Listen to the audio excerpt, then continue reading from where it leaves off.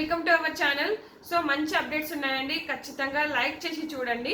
So ఏంటంటే మనకు ఏకంగా 6 ఎక్స్ అవుట్స్మేట్స్ అయితే రాబోతున్నారు, ఒక సృష్టి వర్మ తప్ప.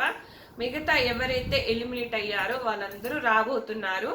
సో మనకు లాస్ట్ సీజన్లో జరిగింది కదా, సోనియా వీళ్ళంతా వచ్చేసి నామినేట్ చేస్తూ ఉంటారు కదా. సో అదన్నమాట ప్రాసెస్.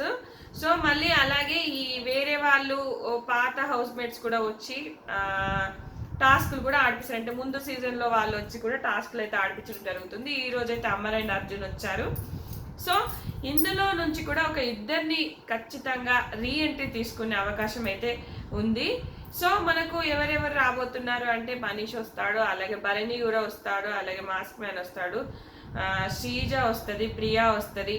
సో వీళ్ళందరూ నామినేట్ చేయబోతున్నారు. ఆ నామినేషన్స్ కూడా ఒక రేంజ్లో ఉండబోతుంది. మీరు లాస్ట్ టైం గుర్తు తెచ్చుకోండి.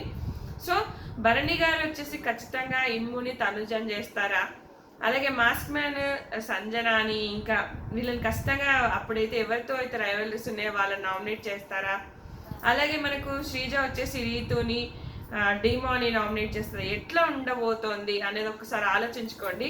ఇట్లా దిమ్మ తిరిగి మైండ్ బ్లాక్ అయిపోతుంది, అట్లా ఉంటుంది అనమాట మనకి ఈసారి అప్డేట్స్. అంటే ఆడియన్స్ పల్స్ని పట్టుకొని మరి మనకు ఈసారి షో అనేది సాగుతోంది. దీనికి ఒకటే రీజన్, అబ్బా అయేషా హెల్త్ బాగాలేదు, అయేషా సెల్ఫ్ ఎలిమినేట్ అవుతుందని టాకు లీక్స్ వచ్చాయన్నమాట. ఎందుకంటే ఆ అమ్మాయికి అసలు హెల్త్ బాగాలేదు.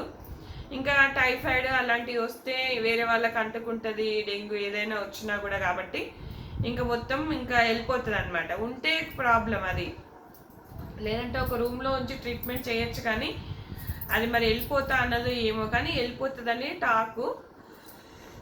చూద్దాం.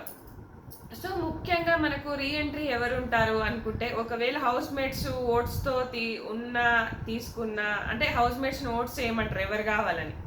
అట్లా ఓట్స్ వేసినా కూడా బిగ్ బాస్కి నచ్చిన వాళ్ళనే తీసుకుంటాడు. తక్కువ వచ్చినాయో ఎక్కువ వచ్చినాయో అని చెప్తాడు, ఏదో ఒకటి చెప్పేసి తనకు కావాలనుకున్న వాళ్ళనే హౌస్లోకి దింపుతాడు. నాకు తెలిసినంత వరకు శ్రీజ ఉంటుంది అనిపిస్తుంది, ఎందుకంటే అన్ఫేర్ ఎలిమినేషన్ కాబట్టి. ఇంకా ప్రియా మాస్క్ మ్యాన్, మరి మాస్క్ మ్యాన్ ఎంతవరకు ఒప్పుకుంటాడు అతని మెంటాలిటీకి. మళ్ళీ నువ్వు చూసి వచ్చినావు అని అంటే ఈయనే తట్టుకుంటాడా? అంటే ఈయన మెంటల్గా ఇది అంటే కట్ ఆఫ్ వార్ ఇవ్వడు, కొంచెం ఎక్కువ అగ్రెసివ్ అవుతాడు, ఎక్కువ కోపం వస్తుంది. కాబట్టి మాస్క్ మ్యాన్ని తీసుకుంటారా, లేకపోతే ప్రియాని తీసుకుంటారా? సో ముగ్గురిట్లలో అవకాశం ఉంది, ముగ్గురికి అవకాశం అనమాట హౌస్లో ఉండడానికి. నాకు తెలిసి శ్రీజ పక్క, మాస్క్ మ్యాన్ అండ్ ప్రియాలో ఎవరైనా ఒకరు తీసుకుంటారు. సో ఒక రేంజ్లో ఉండబోతుంది అనిపిస్తుంది. సో ఇలాంటి అప్డేట్స్ కోసం నా ఛానల్ అయితే సబ్స్క్రైబ్ చేసుకోండి, లైక్ చేయండి, అలాగే నా ఇన్స్టా కింద ఉంటుంది, అప్డేట్స్ పెడుతూనే ఉంటాను, అది కూడా ఫాలో అవ్వండి. Thanks friends.